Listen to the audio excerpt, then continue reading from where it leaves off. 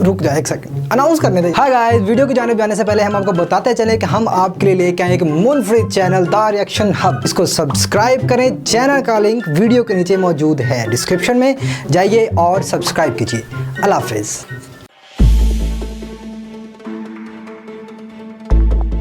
चीनी बहरान की रिपोर्ट के बाद एक और रिपोर्ट सामने आ गई। जहांगीर तरीन के लिए एक और बड़ा धचका। वजीर आजम से सुलह की कोशिशों पर भी पानी फिर गया। वजीर आजम ने जहांगीर तरीन को स्याह करतूतों पर एक और तमांचा दे मारा। तहलका खेज इंकशाफात सामने आ गए। बिस्मिल्लाहिर्रहमानिर्रहीम। अस्सलाम वालेकुम दोस्तों, नई वीडियो में खुश आमदीद। दोस्तों, पाकिस्तान में कोरोना के आने से पहले ही चीनी बहरान काफी हद तक अपने असरात मुरतब कर चुका था, लेकिन जब इस मामले पर हुकूमत को प्रेशराइज किया गया तो हुकूमत ने मामला FIA को भिजवा दिया। FIA ने तफ्तीशी रिपोर्ट में ऐसे इंकशाफात कर दिए जिससे हुकूमती पार्टी के लोगों के ही मुंह खुल गए और इस बहरान का सबसे बड़ा जिम्मेदार जहांगीर तरीन की सूरत में सबके सामने आया। लेकिन हुकूमत ने भी इसके बाद जहांगीर तरीन के सर से हाथ उठाते हुए बैकफुट की पॉलिसी इख्तियार की, जिसके बाद काफी हलकों में इस हवाले से कयास आराइयां की जा रही थी कि जहांगीर तरीन हुकूमती पार्टी को खैरबाद कहने लगे हैं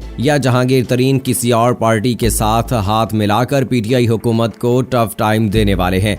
लेकिन वहीं अब एक ऐसी खबर सामने आई है जिसने तमाम तर सूरत हाल को वाजे करते हुए तहलका मचा दिया है। जराए के मुताबिक खबर में जहांगीर तरीन और हुकूमत के हवाले से ऐसे इंकशाफात सामने आए हैं जिसने एक बार फिर सबको हैरान करके रख दिया है। आटा चीनी स्कैंडल के बाद अब जहांगीर तरीन की एक और साजिश बेनकाब हो गई है। जहांगीर तरीन जो कि अब तक इस आड़ में थे कि उन्होंने कुछ नहीं किया और उनको फंसाया जा रहा है, आखिर अब उनके खिलाफ ऐसा क्या राज सामने आया है जिसने इनकी नींदें उड़ा कर रख दी हैं।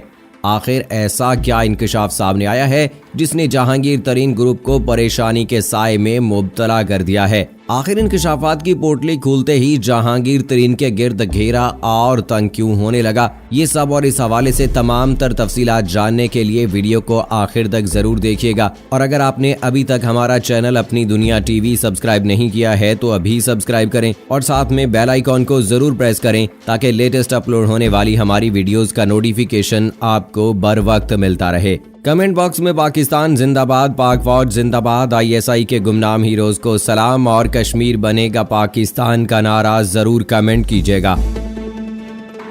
दोस्तों, पाकिस्तान में जहां एक जानिब कोरोना ने अपना आतंक मचाया हुआ था, वहीं दूसरी जानिब मुल्क के तमाम शहरियों को एक ऐसी मुश्किल का सामना भी करना पड़ा जिसका शायद किसी ने अंदाजा भी ना लगाया हो। मुल्क में एकदम चीनी का ऐसा बहरान पैदा हुआ जिसने सबको हैरान परेशान करके रख दिया। जहां इस बहरान ने मुल्क के तमाम लोगों को परेशान किया था, वहीं दूसरी जाने मीडिया और अपोजिशन भी इस हवाले से हुकूमत पर तनकीद की कमान बांध रहे थे। लेकिन जब मीडिया और अपोजिशन ने हुकूमत पर दबाव डाला और इस बहरान की तहकीकात का मुतालबा जुबान ज़द-ए-आम हो गया तो हुकूमत ने भी बड़े दिल का मुजाहिरा करते हुए इस बहरान की तहकीकात की जिम्मेदारी FIA को सौंपते हुए चंद दिनों में रिपोर्ट पेश करने का हुक्म दिया।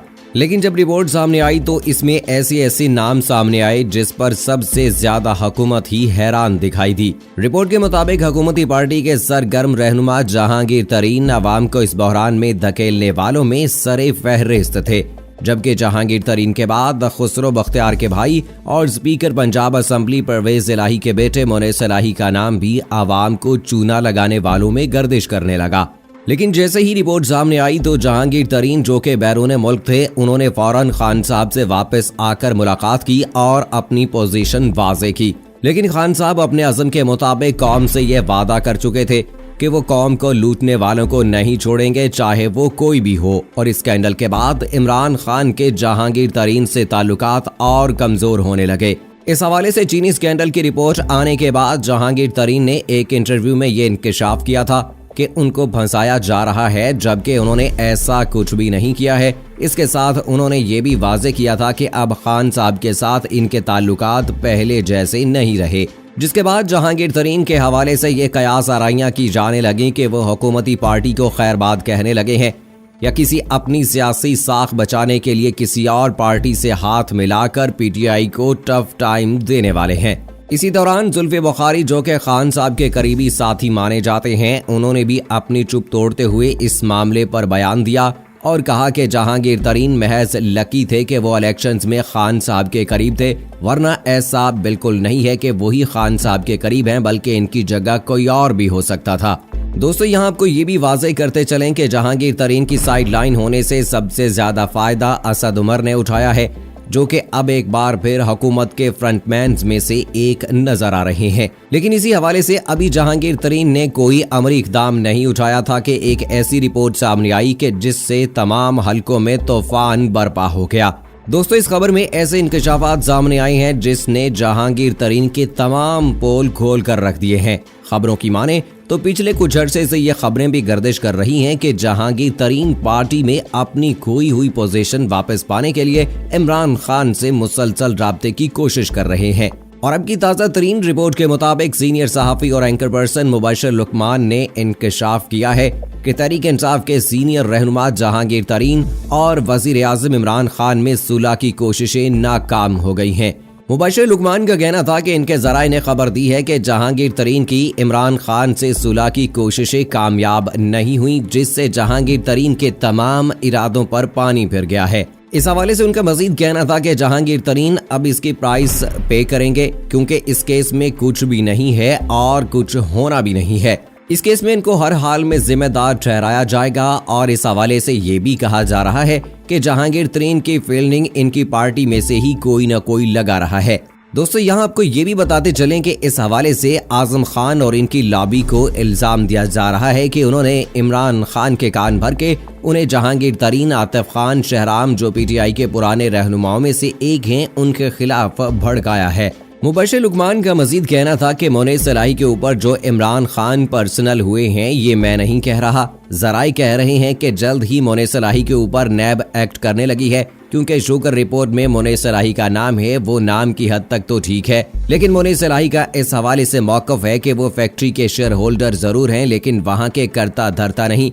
यानी इनके कहने पर वहाँ कोई इक़दाम नहीं उठाया जाता है। इसी हवाले से जराए का कहना है कि हुकूमत में बहुत से लोग मोने सलाही के इस मौक़िफ़ से मुत्तफ़िक नहीं है, इसीलिए चौधरी बरादरान ने नैब के खिलाफ अदालत से रजू किया है। और पाकिस्तान की सियासत में क्या हो रहा है ये आने वाले दिनों में पता चल जाएगा। दोस्तों यहाँ आपको ये भी वाज़ेह करते चलें कि वज़ीर आज़म इमरान खान ने जहांगीर तरीन को ज़रई टास्क फोर्स की सदारत से हटाया, तो इस हवाले से ये तासुर भी सामने आया कि जहांगीर तरीन को शुगर स्कैंडल की तहकीकाती रिपोर्ट के तनाज़ुर में हटाया गया है। और चीनी बहरान की रिपोर्ट आने के बाद FIA ने भी इनके दफ्तर पर छापा मारा था और उनका रिकॉर्ड कब्जे में ले लिया था। वाज़ेह रहे कि चीनी बहरान पर वज़ीर आज़म इमरान खान की हिदायत पर कायम की गई इंक्वायरी कमेटी ने अपनी रिपोर्ट में इंकशाफ किया है कि 6 ग्रुपों ने मिलकर एक माफिया की शक्ल इख्तियार कर रखी है और ये माफिया चीनी की कीमतों पर असरअंदाज होता है। इंक्वायरी कमेटी की रिपोर्ट के मुताबिक 6 ग्रुपों के पास चीनी की मजमूई पैदावार का 51% हिस्सा है और ये आपस में हाथ मिलाकर मार्केट पर असरअंदाज हो सकते हैं। दोस्तों चीनी की पैदावार पर चंद लोगों का कंट्रोल और इनमें से भी ज्यादातर सियासी बैकग्राउंड वाले लोग इस बात को जाहिर करते हैं कि वो पॉलिसी और इंतजामी मामलात पर किसी तरह असरअंदाज हो सकते हैं। दोस्तों यहाँ आपको ये भी वाज़ेह करते चलें कि जहांगीर तरीन के ग्रुप की 6 शुगर मिल्स चीनी की मजमूई मुल्की पैदावार का 19.97% पैदा करती हैं, जबकि मखदूम खुसरो बख्तियार के रिश्तेदार मखदूम उमर शहरियार के RY के ग्रुप की 6 शुगर मिल्स हैं और ये 12.24% चीनी पैदा करती हैं। अलमोइज ग्रुप की 5 शुगर मिल्स 6.80% और तांदलियां वाला ग्रुप की 3 शुगर मिल्स 4.90% चीनी पैदा करती हैं, जबकि साबिक सदर आसिफ जरदारी के करीबी साथी के ओमनी ग्रुप की 10 शुगर मिल्स हैं और ये 1.66% चीनी पैदा करते हैं। और शरीफ फैमिली की 9 शुगर मिल्स 4.54% चीनी पैदा करती हैं। दोस्तों इन 6 ग्रुपों की 38 शुगर मिल्स चीनी की मजमूई पैदावार का 51.10% पैदा करती हैं, जबकि इनके अलावा मुल्क की बाकी 51 शुगर मिल्स 49.90% चीनी पैदा करती हैं। दोस्तों ये इंकशाफात वाज़ेह करते हैं कि जहांगीर तरीन जो असल में अवाम के हक पर डाका मारकर एक बड़ा हाथ फेरने चले थे, अब वो सेफ साइड ढूंढ रहे हैं। जिसके बायस उन्होंने वजीर आजम से दोबारा सुलह करने की कोशिश कर दी, क्योंकि जहांगीर तरीन इस बात से आगाह हैं कि वो जितने चाहे कोशिश कर लें लेकिन हुकूमत के खिलाफ नहीं लड़ सकते। इसके अलावा ना ही इनकी अपनी पोजीशन इतनी मजबूत है कि वो पीटीआई के नाराज कारकुनान को अपने साथ मिलाकर बगावत के लिए राजी कर सकें। लेकिन जब जहांगीर तरीन ने सुलह की कोशिश की तब तक पानी सर से गुजर चुका था और वो वजीर आजम के दिल से उतर चुके थे, क्योंकि वजीर आजम ने पहले ही ये फैसला कर लिया था कि जो अवाम के साथ ज्यादती करेगा या अवाम के हक पर डाका मारेगा वो मेरा भी दुश्मन होगा। तो अब ऐसा लगता है कि जहांगीर तरीन की कोशिशें भी नाकाम हो चुकी हैं, फ्लॉप हो गई हैं और अब इनकी सियासत को बस आखिरी कील लगना बाकी है। और वहीं वजीर आजम ने अपने इत्तेहादियों को भी इसके साथ ये पैगाम दे दिया है कि चाहे जो भी हो जाए वो अवाम के हक पर किसी को हाथ साफ करने नहीं देंगे और अवाम के मुजरमान को सख्त से सख्त सजा देंगे, जिस पर हुकूमती इत्तेहादियों ने भी डर कर अपनी कुंडली की हिफाजत के लिए अदालत का रुख कर लिया है। दोस्तों, इस हवाले से अब देखना ये बाकी है कि क्या वाकई आने वाले दिनों में पाकिस्तानी सियासत में कोई बड़ी हलचल होने जा रही है, लेकिन शायद फिलहाल तो इसके लिए हम सबको इंतजार ही करना होगा। तब तक के लिए हमें दीजिए इजाजत। अल्लाह हम सब का हामी और नासिर हो। अल्लाह हाफिज।